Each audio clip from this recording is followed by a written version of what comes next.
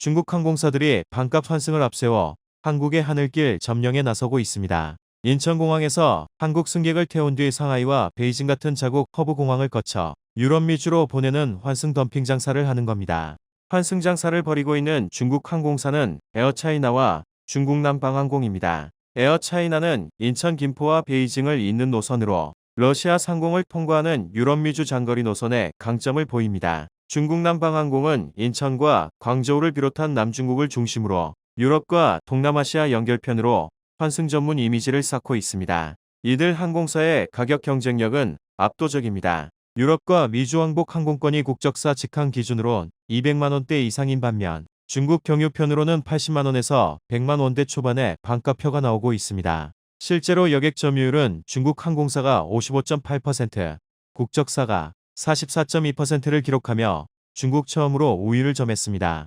여객 증가율 또한 국적사 19.5% 대비 중국 항공사가 28.9%로 압도적인 모습을 보였습니다. 특히 한국의 저비용 항공사들의 경우 운임 비용을 중국 국적사보다 더 낮추기 어려워 중국의 한국 하늘길 장악이 현실화하고 있습니다. 또 대한항공과 아시아나항공 합병으로 경쟁이 줄면서 장거리 노선 운임 인상 우려가 나오는 상황에서 중국 항공사들이 이런 점을 노려 초저가 환승을 무기로 국내 시장에 침투할 경우 인천공항 경쟁력에도 심각한 악영향을 미칠 전망입니다. 국내 최대 부동산 자산운용사인 이지스 자산운용의 세주인이 중국계 사모펀드 일하우스 인베스트먼트로 정해지는 분위기입니다. 지난 9일 매각 주관사 모건스탠리와 골드만삭스는 힐하우스를 이지스 운용의 우선 협상 대상자로 선정했습니다. 이번 인수전은 흥국생명과 한화생명 간 2파전으로 보였지만 힐하우스가 본입찰 이후 인수가를 1조 1천억 원까지 끌어올리며 상황에 변화가 생긴 겁니다.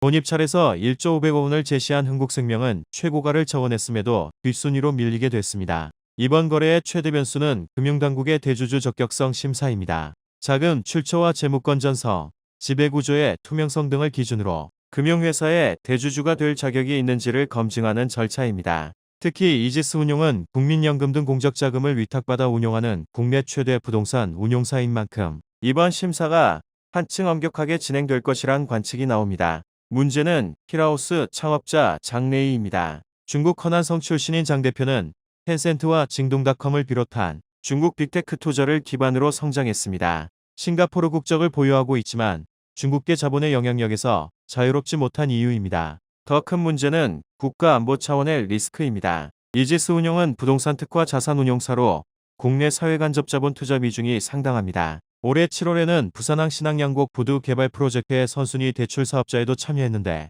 여기에 40메가와트급 하이퍼스케일 하남 데이터 센터 프로젝트를 수행했습니다. 특히 현재 수도권과 경남 지역에서 신규 데이터 센터 개발을 진행 중인데 에너지 저장 장치 중앙계약 시장 사업권도 보유하고 있습니다. 이 때문에 이지스 자산운용이 힐하우스에게 매각될 경우 국가전략시설의 소유주가 중국계 회사로 넘어갈 수 있다는 우려가 나옵니다.